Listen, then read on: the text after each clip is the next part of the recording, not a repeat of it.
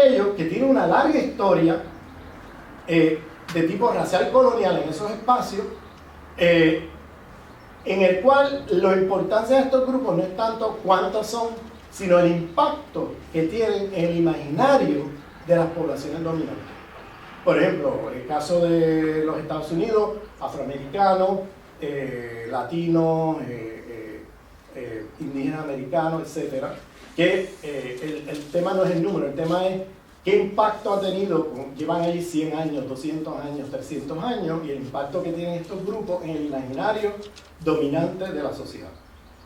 O en el caso de España, puedes pensar en la larga duración del racismo antimoro aquí, en relación a los gitanos, ¿no? Como dos grupos que históricamente, en la larga duración de la historia española, han tenido, como te digo, ha tenido un impacto en el imaginario dominante, estos dos grupos en relación a cómo pensar la otredad y todo este tipo de cosas. El tema no es numérico, sino el impacto histórico en el imaginario dominante que tienen estos grupos. Y esos grupos yo les llamo sujetos raciales coloniales en el espacio. Son sujetos raciales coloniales en un espacio imperial. Y hay otro grupo que yo le llamo inmigrantes coloniales, para referirme a grupos que no necesariamente tienen una experiencia como sujetos coloniales de larga duración en un espacio, pero que cuando llegaron quizás la semana pasada, pues son racializados como los que llevan allí 100 años. Es decir, la puertorriqueñización de los dominicanos en Nueva York, la mexicoamericanización de los salvadoreños y guatemaltecos en Los Ángeles, que si bien no hay una experiencia colonial directa de los Estados Unidos con esos países, al llegar son inmediatamente racializados en el imaginario hegemónico como, este es otro puertorriqueño más, o este es otro mexicano más. Guatemala, eso debe ser una provincia de México. ¿Entiendes? Entonces, en el imaginario hegemónico se extrapolan todas las construcciones que se han hecho con respecto a ese grupo por parte no solamente de las poblaciones dominantes, sino también por el Estado, las instituciones, etc. Entonces, o la afroamericanización de los haitianos en el sur de la Florida, ¿no? O sea, podemos mirar muchos casos así. Entonces, ver la relación entre nuevos migrantes que llegan, y algunos pueden ser clasificados como la experiencia europea que hablábamos de principios de siglo, que son incorporados inmediatamente como uno más de las poblaciones dominantes de la zona del ser, y otros que llegan inmediatamente son clasificados en la zona del no ser. Ahora, esto de zona de ser y no ser es bien complicado, porque usted puede estar en la zona del ser en México y cruzar la frontera y pasar a la zona del no ser. Hay un montón de mexicanos o de latinoamericanos que vienen de origen español o portugués, podríamos decir euro-latinoamericanos, pero cuando cruzan la frontera a los Estados Unidos, usted no es europeo ni blanco, usted pasa a ser un latino o un hispano. Y eso es una clasificación racial por debajo de la noción de blanco americano en los Estados Unidos. Y lo mismo lo puedes ver acá en Europa con experiencias semejantes, de gente que llega y puede ser clasificado en la zona del ser o clasificado en la zona del no ser, a pesar de que no tienen una historia colonial directa con ese espacio imperial. Pues la gente los ve como otro gitano más, o como otro moro más, o como otro, no sé, ¿entiendes? Otro latino indígena de América Latina más, etc. Entonces, eso produce una serie de clasificaciones sociales con un impacto importante en la manera como esos grupos van a ser insertados en los mercados laborales, la división del trabajo, etc.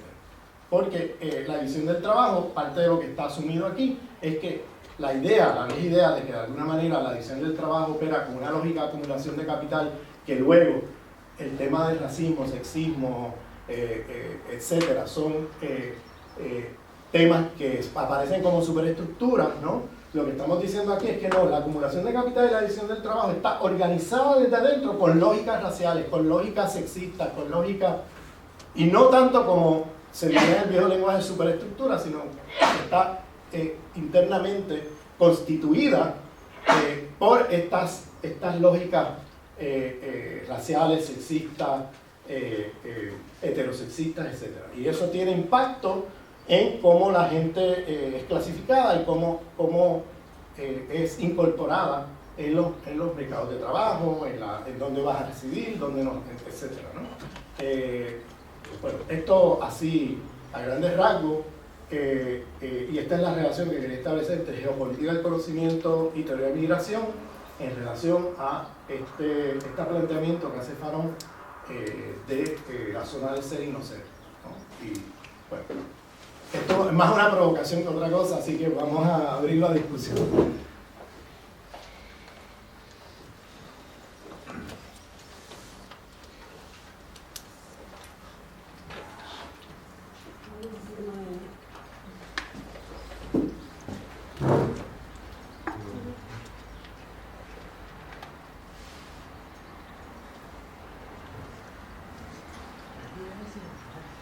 Yo solamente una pequeña duda respecto a esto último que estabas explicando, que hablaste de que se podrían articular en torno a este esquema tres tipos de experiencias. Y hablaste de los sujetos raciales coloniales, de los inmigrantes coloniales, y no sé si se quedó en el aire el tercer grupo. Bueno, ponle entre comillas inmigrantes por usar la analogía de la migración, como se dice en la literatura de migración, de la experiencia de los europeos, de la llegada de los europeos en Estados Unidos, que se dice immigrant analogy en la literatura, para hablar de estas teorías que, ¿cómo se dice?, aplastaban las diferencias entre diversos grupos, y todo el mundo es inmigrante, y bueno, todo el mundo es inmigrante, y bajo eso, bueno, ahí estaba el inmigrante, el afroamericano, ahí estaba el inmigrante, todo, o sea, el irlandés, cualquiera, el italiano, etcétera, y bajo esa teoría de que aplana, ¿no?, todas las diferencias entre los llamados migrantes, entre comillas,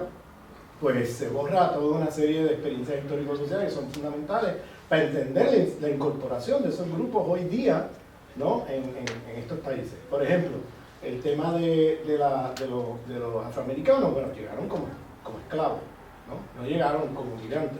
Pero la palabra migrante es la idea esa de que se usa para entender cualquier experiencia, ¿no? Que es un poco lo que pasa con los paradigmas de la asimilación y del pluralismo cultural. Está también, hay otras teorías que yo me he saltado por falta de tiempo, por ejemplo, las teorías de transnacionalismo, que sí han incorporado muchas de estas críticas.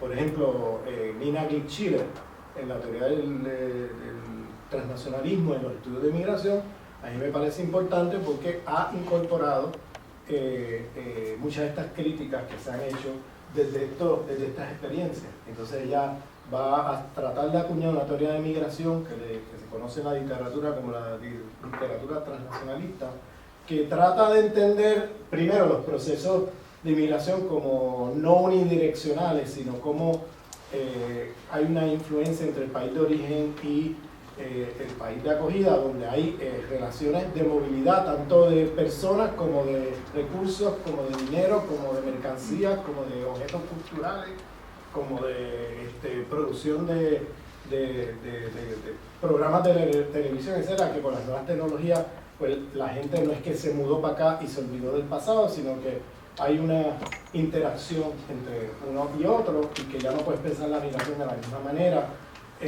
como se ha pensado tradicionalmente. Tú miras un país, te integras allá y te olvidas de... y lo otro es que ya ha incluido también temas como el tema de raza, clase, sexualidad, género, todo esto en la analítica, ¿no?, de la teoría de migración. Voy a contestar a la pregunta de Ana por ti. Lo que tú decías, lo que concretaste como yo creo que ejemplo era, a ver si entendí bien. Por una parte estaría como la migración como los sujetos que ni identificamos siquiera como migrantes porque entran directamente a la zona del ser, ¿no? Luego está el tratamiento de esta migración que tiene una historia muy larga, que los llamaste los sujetos raciales coloniales en un espacio imperial. Que no necesariamente son migrantes, puede ser gente que está allí hace 200 años. Exacto. Pero que se siguen pensando como si lo fueran migrantes, porque se les ve como extranjeros, como gente, no se les ve como parte del concepto de nación, del Estado. Y luego está, en tercer lugar, lo que es como los flujos migratorios más recientes, que a lo mejor no forman parte de esa historia, pero que son inmediatamente clasificados, como estos que estaban allí antes, ¿entiendes? Donde se le extrapolan ¿cómo te digo? Los estereotipos que habían hacia estos sujetos que están ahí, las sedes coloniales, se extrapolan a estos otros. Y entonces terminan en el mismo lugar que los otros, ¿no? Pero con una experiencia diferente, porque no llevan 100 años ahí, llegaron hace 5, 10, 15 años.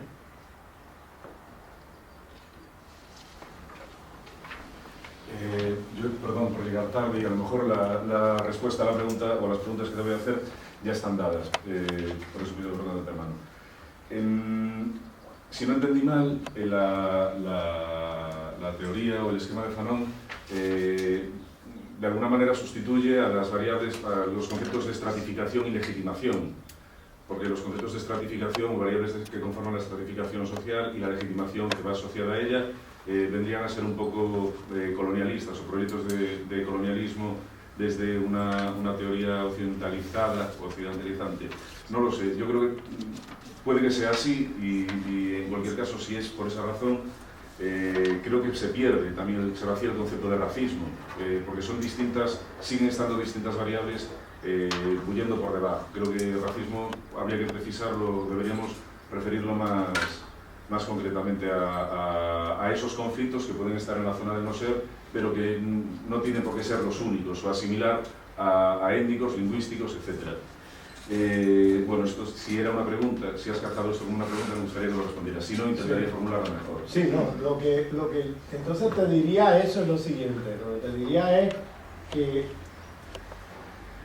aquí no es que estamos privilegiando o sea, una forma de opresión y obviando las otras. Ese no es el punto del Fanon. Lo que se está hablando es cómo todas estas relaciones de opresión de clase, de raza, género, todo están imbricadas, ¿no? Cómo estas cosas están imbricadas, que tienes que pensarlas con otras categorías. Por ejemplo, categorías como heterogeneidad histórico-estructural, que es la categoría que usa Aníbal Quijano, un científico social de América Latina. O la categoría de heterarquía, ¿no? Múltiples jerarquías enredadas de manera compleja. O la categoría de, por ejemplo, interseccionalidad, que usan las feministas negras, ¿no? Que te habla de el enredo de una multiplicidad de jerarquías de poder, ¿no? Entonces, eso en oposición ¿a qué? A la última instancia, ¿no? que viene a ser la metateoría que se ha usado históricamente, no solamente por los marxistas, también por teorías de modernización tradicionales, que en lugar de decir la economía, dicen la cultura, ¿no? Que hay una última instancia. O la teoría weberiana, que compartimentalizan de manera autónoma cada jerarquía de poder, ¿no? En oposición a eso están estas otras categorías que yo creo que plantean un reto a la teoría social, y no es casual que esa otra metateoría se ha producido en diálogo crítico desde el sur global con estas teorías del norte global, porque lo que ocurre es que desde el sur global se está viviendo en una multiplicidad de opresiones al mismo tiempo que la categoría de última instancia o la categoría de la autonomización de las jerarquías de poder, pues no te dan cuenta de la complejidad de lo que se está viviendo, ¿entiendes? Esa experiencia histórico-social te lleva para otro lado. Entonces de ahí que se hayan acuñado estas otras categorías. Entonces, en relación a lo que tú dices de que, no sé, lo que se está diciendo aquí no es que no haya interseccionalidad de todas estas formas de opresión y que se está mirando solamente la racial. Ese no es el punto. Si me entendiste así, entonces me expresé mal, porque no es el punto para nada de lo que estoy tratando de transmitir. Lo que estoy tratando de transmitir es que Fanon está planteando analíticamente, ¿okay? En la realidad social todas estas cosas están enredadas, ¿okay? De una manera compleja y hay que historizarlas y todo eso, ¿okay? Analíticamente, lo que él está diciendo es, cuando hablamos de opresión de clase o cuando hablamos de opresión de cualquier forma de opresión, este mundo moderno colonial, que se funda a partir de 1492, opera con una lógica maniquea, binaria, de zonas, de ser y no ser. Y entonces lo que él dice es, para entender y para dar cuenta, ¿no?, de la complejidad de la multiplicidad de formas de opresión, tienes que primero decirme en qué zona del mundo está ocurriendo la opresión de clase. ¿Te fijas? O en qué zona del mundo está ocurriendo la opresión de tipo de género. Entonces, primero dime eso y luego hablamos. Es lo que está diciendo Pablo. No es que está diciendo la única categoría aquí es racial y ya. ¿No? Él está diciendo, no, primero dime en qué zona del mundo está ocurriendo esto y luego entonces comenzamos la conversación. Porque no puedes colapsar lo que se vive en una zona con lo que se vive de otra, y eso tiene implicaciones epistemológicas, porque entonces el tipo de teoría que vas a requerir para entender lo que pasa aquí o lo que pasa allá van a ser distintas, no pueden ser las mismas, es que es imposible. Eso es todo lo que está diciendo. Estaba planteando, Ramón, un poco sobre la intervención que has hecho sobre un poco la perspectiva transnacionalista, ¿no? Que creo que abre un reto también muy interesante, ¿no? Porque un poco hablabas antes de cómo estas zonas no hay que pensarlas norte-sur, sino que pueden estar en lo global, en lo nacional, en lo local. Yo me plantearía en lo transnacional. Yo creo que ahí hay como un reto de pensar tal vez cómo el individuo puede, el migrante o la familia migrante puede pensarse en ese espacio transnacional y puede estar al mismo tiempo en varias zonas, ¿no? Incluso y dónde está en ese espacio transnacional. O sea, puede estar en una zona en el contexto donde reside, en el país de acogida, puede estar en otra zona en el país de origen, puede estar en otra zona en el contexto transnacional. Creo que hay como una complejidad cuando ya pensamos en esa dimensión espacial transnacional interesante a pensar, ¿no?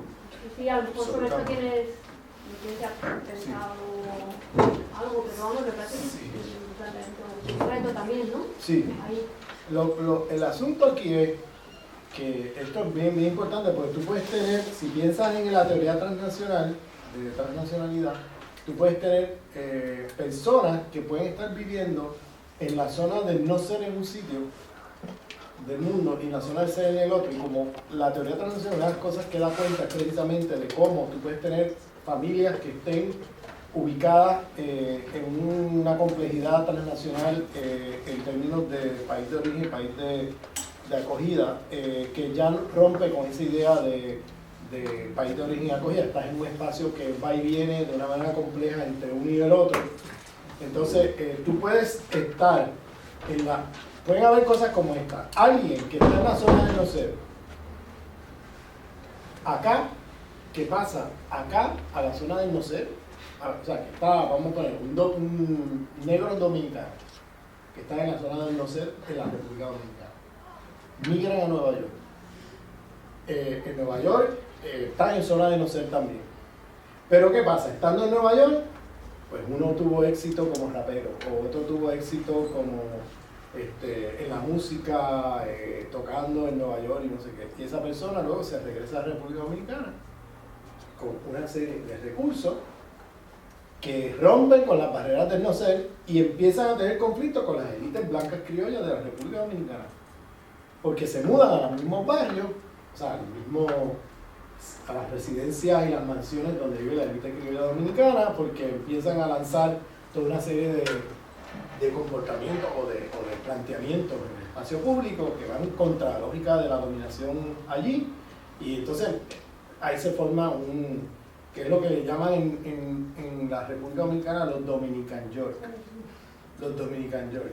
Y muchos vienen con dinero, vienen con dólares, no sé qué, montan sus casas, sus cosas, y no todos, pero hay muchos que vienen y vienen con recursos económicos, y claro, ya empiezan a retar a las élites criollas, y empieza a haber un conflicto ahí y lo mismo lo puedes ver en Ecuador, en otros lugares. Eso que tú dices es fantástico, porque alguien que puede estar en la zona del no ser en un lado puede pasar a la zona del ser en el otro. También tú tienes gente que puede que migre y venga de la zona del ser, con el ejemplo que puse de élites criollas en América Latina, miran a los Estados Unidos, allá están en la zona del no ser, allá no se les ve como un igual al blanco americano.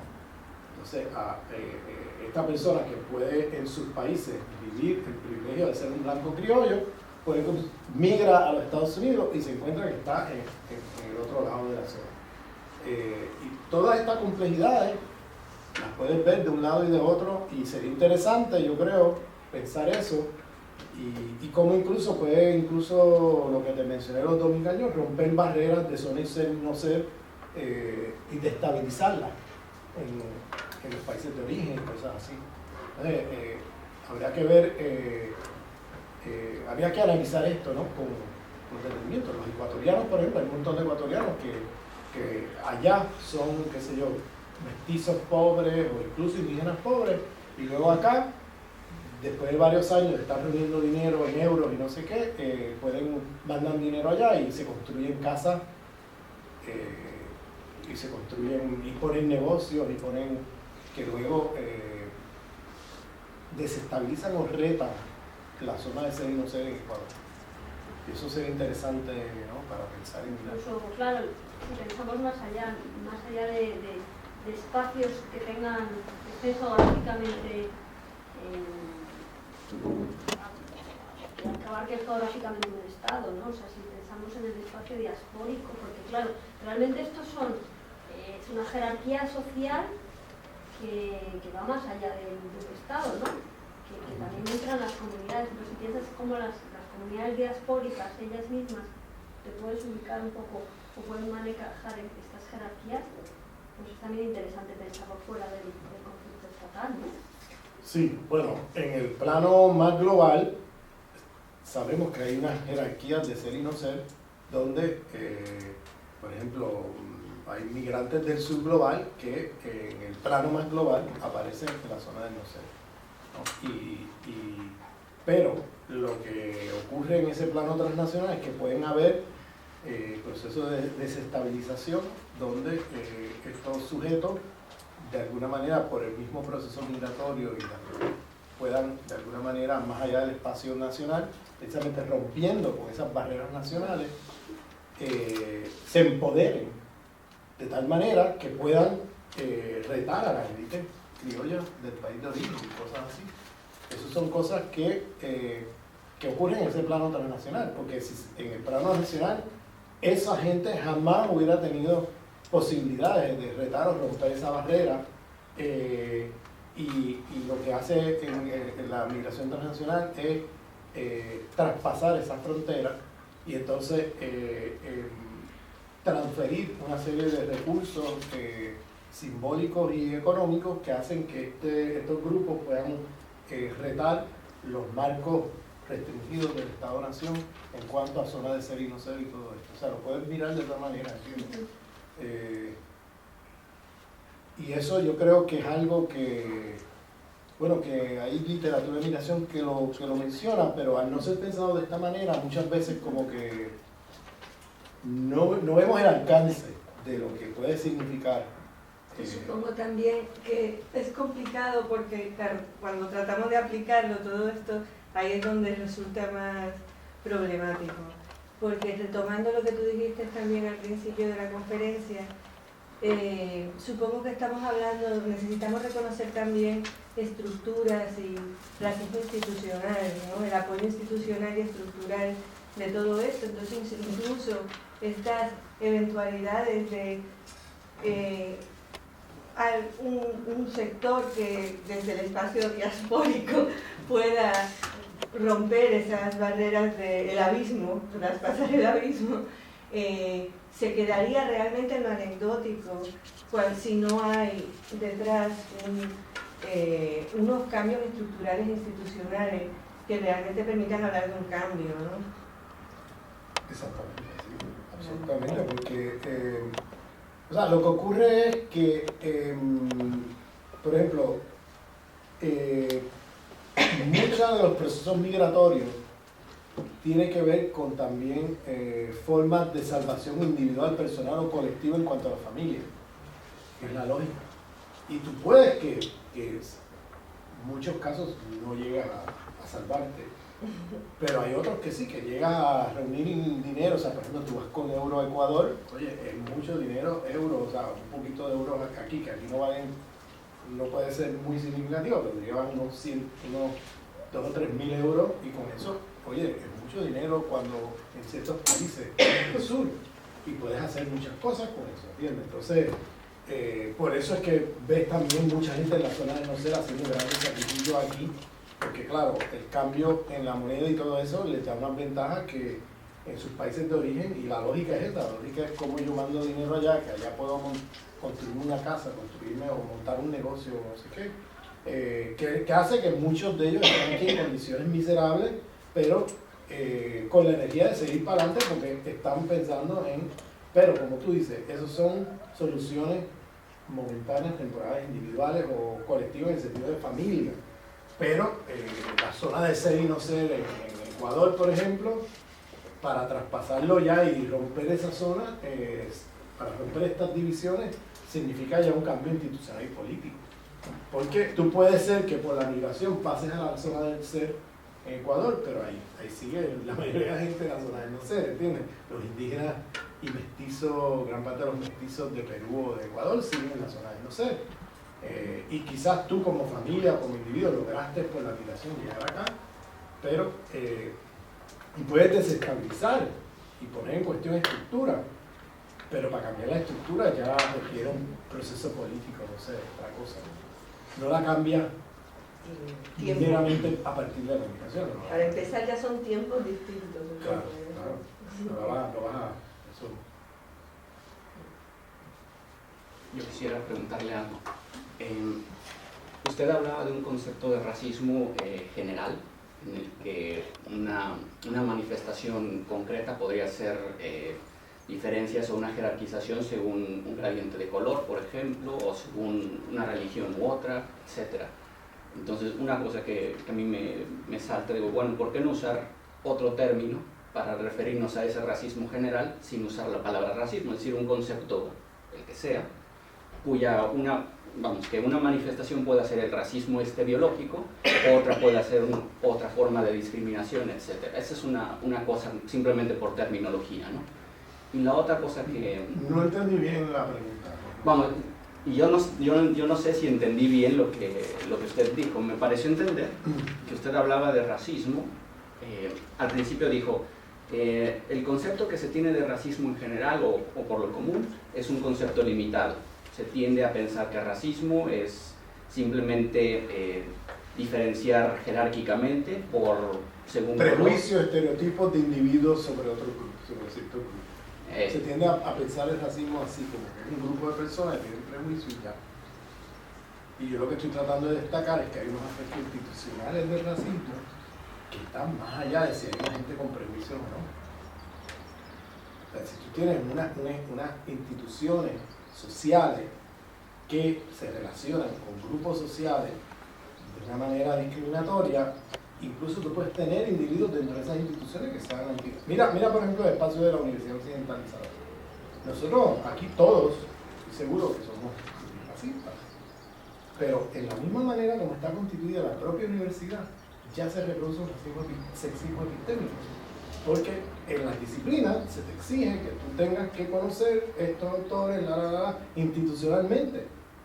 Y ya se reproduce un racismo o sexismo epistémico sin tú querer incurrir en un racismo así, ¿entiendes?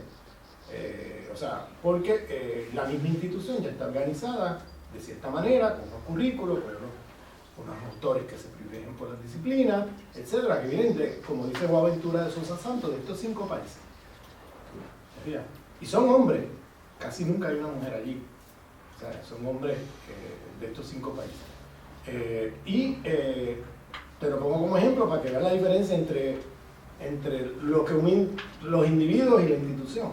Fíjate, tú puedes como individuo pues, estar en una posición, pero como institución hay unos requisitos que tienes que cumplir que son así. Y son requisitos que si lo piensas con detenimiento, es una institución que reproduce un racismo, sexismo epistemológico, con excepciones. Ahí tienes a Laura dando cursos con feministas y con, ¿entiendes? Ya tienes a Carmen, etc. O sea, excepciones, claro, pero como institución, tú se supone que conozcas un canon de autores, etcétera, ¿entiendes? Entonces, pero y se supone que no conozcas esto otro. Eso no aparece por ningún lado, excepto excepcionalmente en cursos que puedan dar unos profesores excepcionalmente, ¿no? Lo pongo de ejemplo simplemente para que vea la diferencia entre tener un individuo, un prejuicio, y una institución que funciona y opera con unas normas y con una... Y a eso el racismo es institucional, no es unos individuos, porque lo mismo puede estar individuos con prejuicios que no logran constituir racismo porque, como te dije como ejemplo, gitanos o negros americanos que no tienen un poder institucional pueden tener todo el prejuicio que tú quieras contra poblaciones hegemónicas, pero no se traduce en nada contra eso porque no tienen poder institucional. Fíjate. Y lo mismo te pongo el otro ejemplo. Tú puedes tener una institución donde nadie sea racista como tal, pero la institución funciona con normas racistas. Sí, estoy de acuerdo, pero ¿por qué llamarle racismo si se está marginando al sueco también? ¿Si se está qué? Marginando, el sueco es el que tampoco puede entrar, o al autor sueco es al que no se le reconoce. Porque la marginación que puede ocurrir y los conflictos que puedan ocurrir entre un sueco y un francés son conflictos en la zona del ser. Es decir, la humanidad de ese sueco no está en cuestión. El conflicto acá es de otro tipo, porque aquí la humanidad de ese otro está en cuestión. Y eso establece una diferencia importante, porque la manera como se va a gestionar el conflicto va a ser muy diferente. No es lo mismo tú ser discriminado dentro de la zona del ser a ser discriminado en la zona del no ser. Porque aquí se te van a adjudicar una serie de elementos institucionales, de regulación, emancipación, etcétera, acceso a derechos, acceso a cierta institucionalidad, que acá no va a ser reconocida. Y que acá va a ser vía la violencia y la protección. Eso es importante distinguirlo. Si no, entonces hacemos del racismo cualquier cosa. Y eso es lo que yo estoy tratando de evitar. El racismo no es cualquier conflicto. El racismo es un conflicto muy particular, que tiene implicaciones globales, porque ese conflicto particular que se traza alrededor del alivio humano tiene implicaciones globales, locales, nacionales, donde quiera que le paran. No he tenido tiempo de hablar del Estado-Nación.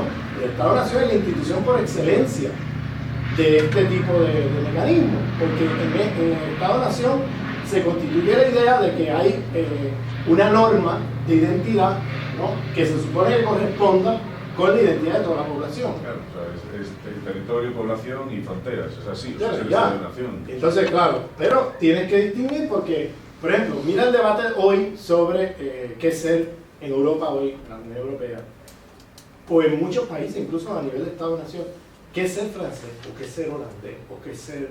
Todos estos debates son identidades raciales, no son identidades meramente nacionales.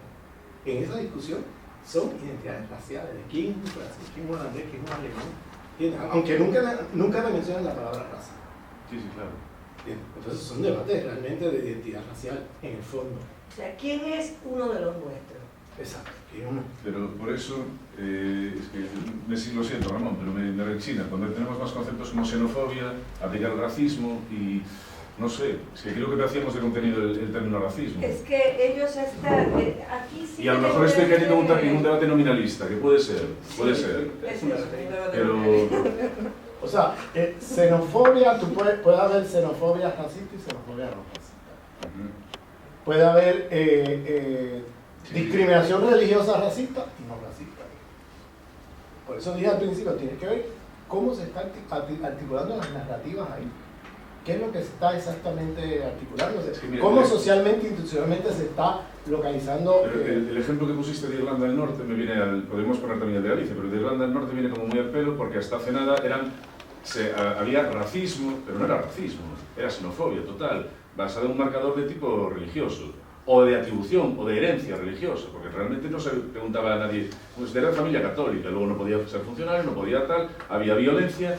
¿Por qué se le llama racismo? Llamémosle de otra forma, porque le estamos... Se le llama racismo porque los irlandeses eran considerados una raza no humana. Como de la zona de lo no humano, como una raza por el Imperio Británico. Sí, La sí, narrativa sí, del Imperio Británico hasta hace poco era que los irlandeses pertenecían a una raza inferior y lo ponían junto con los africanos, con los asiáticos en Pero los no, libros. es que los ingleses, la élite inglesa considera a la clase trabajadora inglesa una raza inferior.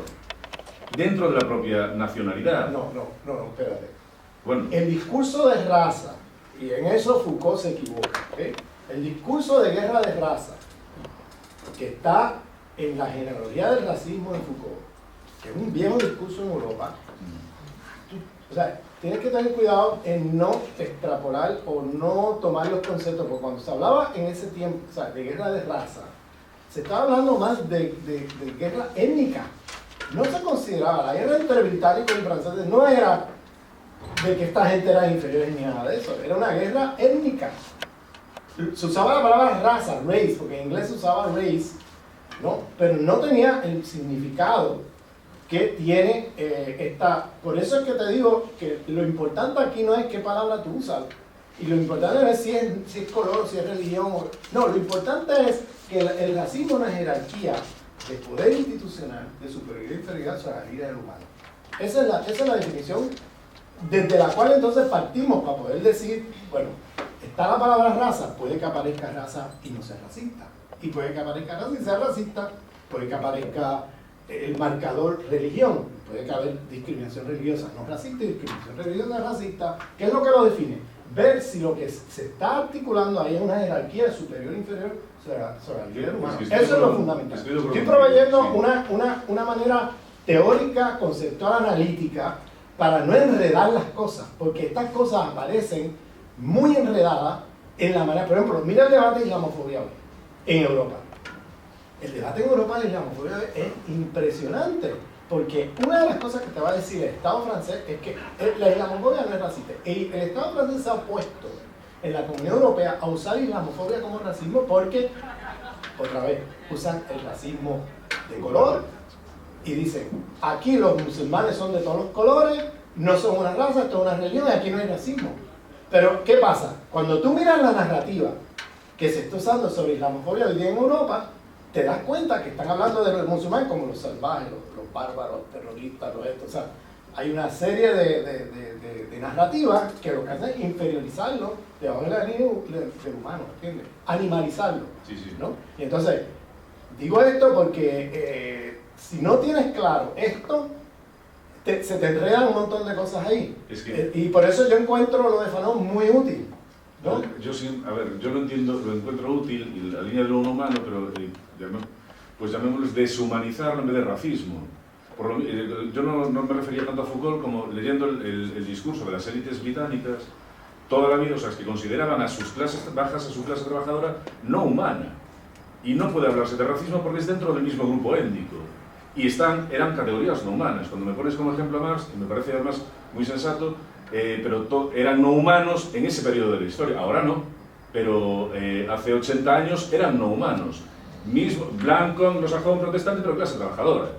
Entonces, todo eso lo tienes Espera. Entonces, ¿por qué le llamamos racismo? Se induce, yo creo que empantana más el debate. Llamémosle de otra forma. Opresión, dominación, marginación, explotación y una variable más de estratificación que combinadas, la transversalidad, etc., dan como resultante una situación mucho más dura y mucho más definitoria de una realidad concreta o de un colectivo concreto que hablar de racismo cuando estamos hablando también no solamente de racismo, sino de otra serie de marcadores. Si te lees, el problema aquí es el tipo de discurso y el contenido del discurso. Tienes que mirar eso con detenimiento e historizarlo. Los judíos estaban en la zona del no-ser hasta el año 45. Después del año 45 pasaron a la zona del ser, en Europa, en gran parte de Europa, ¿no? Entonces, te pongo un ejemplo porque lo que define el racismo es, según Fanon, y según yo creo que lo encuentro muy útil, es esto. Esto es movedizo, porque tú puedes tener gente que en una zona del mundo estén acá y en otra allá. O puedes tener gente que históricamente en un momento estaban acá y pasaron para allá, o estaban allí y pasaron para acá. Todo eso lo tienes que historizar, pero eso no cambia la definición. Eso no cambia lo que está ocurriendo. La definición del racismo, a mi entender, permanece. Lo que tienes que mirar es cómo históricamente se articula. El tema de que las clases trabajadoras depende, porque si te lees los escritos de Engels y Marx del siglo XIX sobre la clase obrera británica, te das cuenta que había una estratificación entre obrero británico y el irlandés en Londres, en Manchester, en Liverpool. Y él decía, la clase obrera británica no se va a liberar jamás si no se libera de sus prejuicios racistas por la clase obrera irlandesa. Cuando me refiero Entonces, a la propia clase, a las élites británicas, que es que atribuían rasgos biológicos a las clases trabajadoras diferentes de los de ellos. La propia fecundidad, bueno, un montón de cosas. Inteligencia era una raza aparte, pero consideraban, hacían una raza aparte a sus clases trabajadoras para justificar el sistema de privilegios. Por eso digo, es que eso me vale, pero llamar, o sea, que eso sea racismo no me vale. Porque si los inferiorizaban biológicamente, es deshumanizarlos. los es que eso es, el racismo es una deshumanización, es lo mismo. Vale. Estamos hablando de la línea del humano. Estáis guiados con un concepto. término. Claro. Porque yo estoy hablando, esta gente acá han sido deshumanizados. O sea, podemos eliminar la palabra racismo si quieres. Esto está deshumanizado. Ya no sigues. Y estos son los humanizados. Que sí, ya está. Entonces tú puedes tener aquí obreros blancos británicos que en un momento en la historia fueron deshumanizados y pasados a la zona del no ser porque se consideraban debajo de la línea del humano.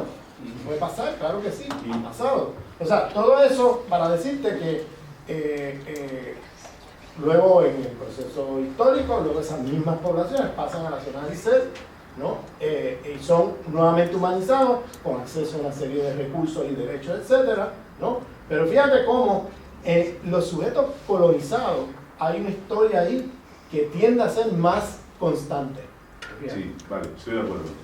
Y por cambiar un poco de tema, es que tenía dos preguntas más, pero me quedé en la primera. La siguiente es, en esta institución, en ciencias sociales, el hecho de que en métodos y técnicas de investigación, en sociología, toda la corriente renovadora de la metodología que viene de América Latina, en concreto la IAP, o con cualquiera de sus variantes o formas de llamarlo, ¿no rompe un poco ese esquema de racismo institucionalizado en la medida en la que están aportando una perspectiva propia desde contextos propios, pero que son extrapolables también a otras realidades sociales, y eso no son signo de que las cosas pueden cambiar o de que están cambiando?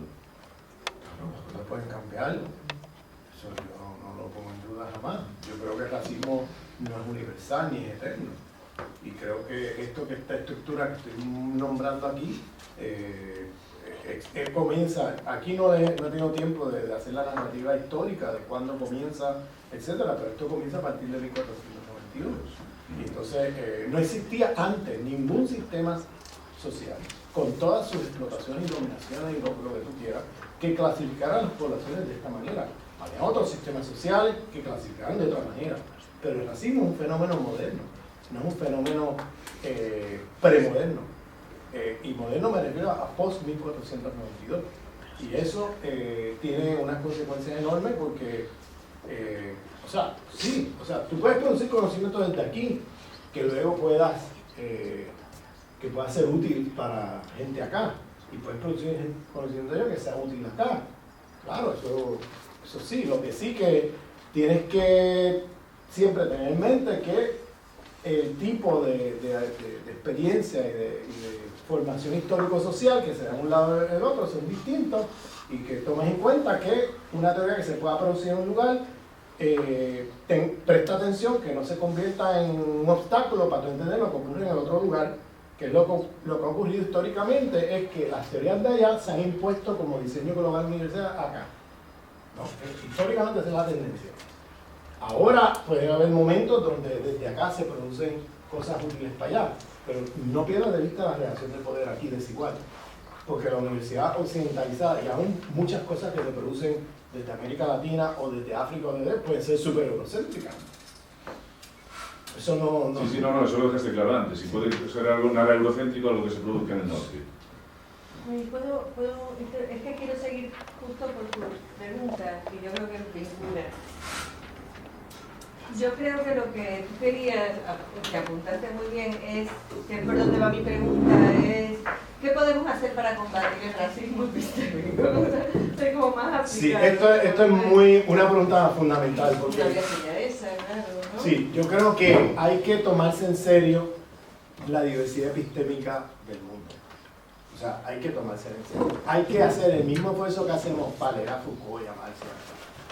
a Judith Butler, etc., para leer a Silvia Winter, a Silvia Rivera Cosicanqui. Pero no es nada fácil, claro, ¿Ah? desde la universidad occidentalizada no es nada fácil. No es nada fácil. No es nada fácil. Se trata de una lucha dentro de estos espacios para descolonizar la universidad occidentalizada. Descolonizar lo que significa, una cosa muy concreta. Significa diversificar epistémicamente el canon de pensamiento, de manera que tú tengas perspectivas diversas, que no sean los hombres occidentales de siempre los que dictan qué es teoría, sino que haya teorizaciones críticas que se producen desde esta otra zona, de hombres y mujeres, y tomárnoslo tan en serio como nos tomamos a nosotros. Eso sería un primer paso, para mí, fundamental en la descolonización del conocimiento. Entonces, claro, eso implica, no es fácil, porque los cánones de pensamiento existen otra vez institucionalmente. Hay instituciones, tú puedes tener las mejores intenciones, pero hay instituciones que te van a imponer normas, que te van a imponer normas de evaluación, normas de producción de conocimiento, normas, etcétera, ¿entiendes? Entonces, por eso insistía que el tema de relación es un tema institucional, no es un tema de individuo.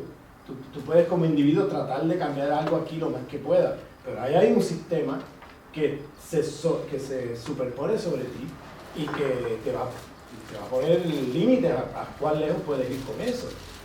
Si tú vienes y tratas de hacer una tesis doctoral, tienes que tener un comité de tesis bien especial y gente bien especial para tú, por ejemplo, plantearte una tesis doctoral a partir de, no sé, Ali Chariati, Silvia Rivera Cosicanqui, no sé qué, con otro canon de pensamiento, ¿no? En una universidad como esta.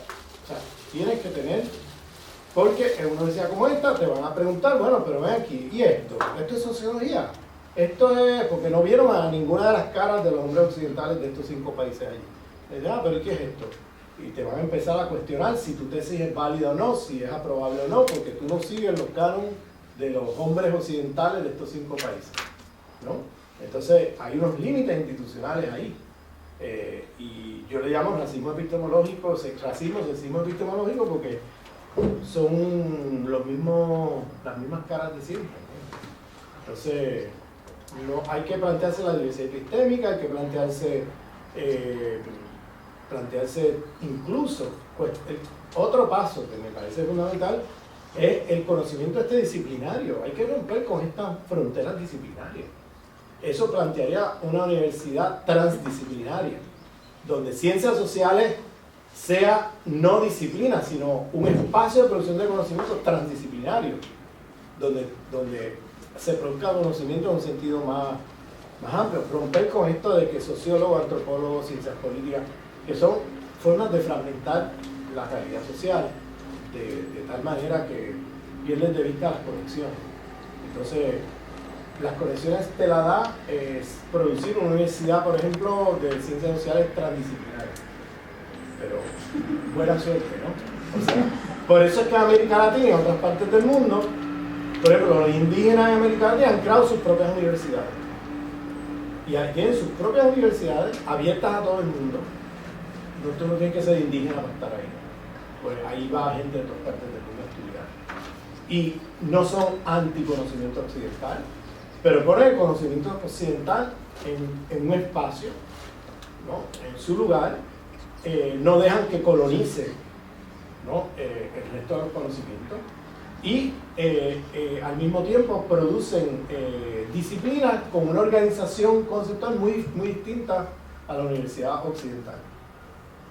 Entonces eso existe en América Latina. ¿Y por qué hacen eso? Porque han batallado tanto en la universidad occidentalizada en Ecuador que prácticamente se han dado contra la pared tanto que han decidido hacer su propia universidad con su propia manera de producir conocimiento, ¿no? ¿Y por qué? Porque la universidad occidentalizada no es fácil lo que yo estoy planteando. O sea, descolonizar este espacio no es fácil.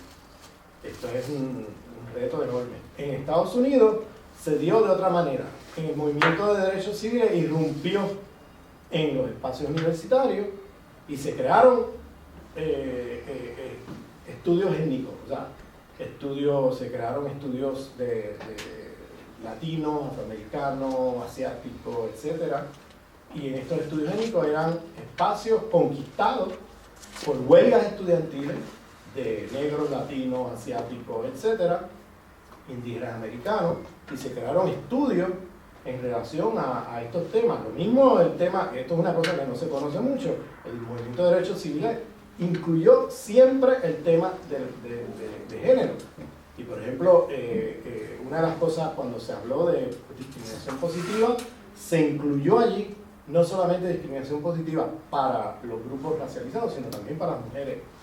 Las universidades eran clubes de hombres blancos occidentales. Allí no había ni mujeres ni gente de color.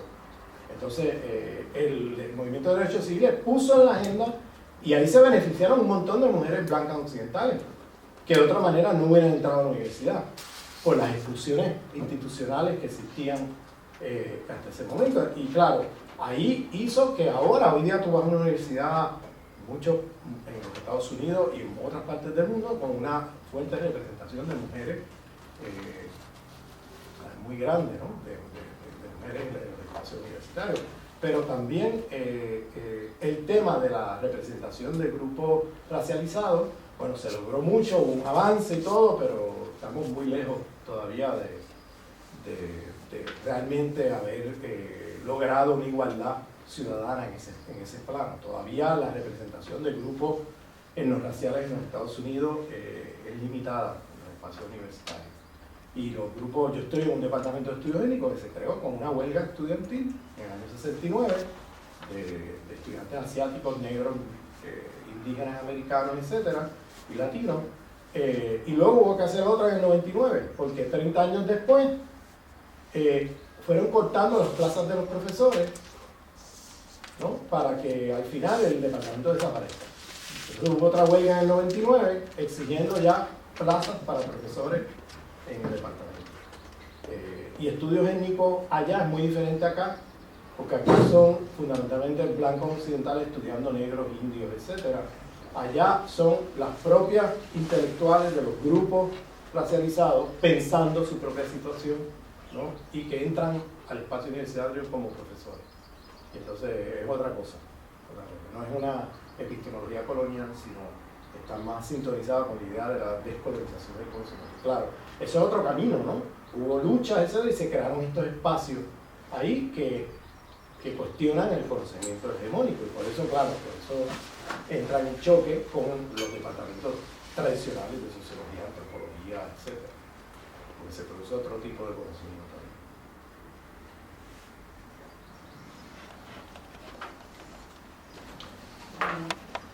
Pues vamos a cerrar porque creo que además hay bastantes alumnos por ahí que empiezan ahora la clase. Y en nombre de todo el equipo y como las personas que estamos un poco coordinando los seminarios, pues agradecer enormemente la colaboración y haber podido disfrutar todos de este buen rato sobre geopolítica. Gracias.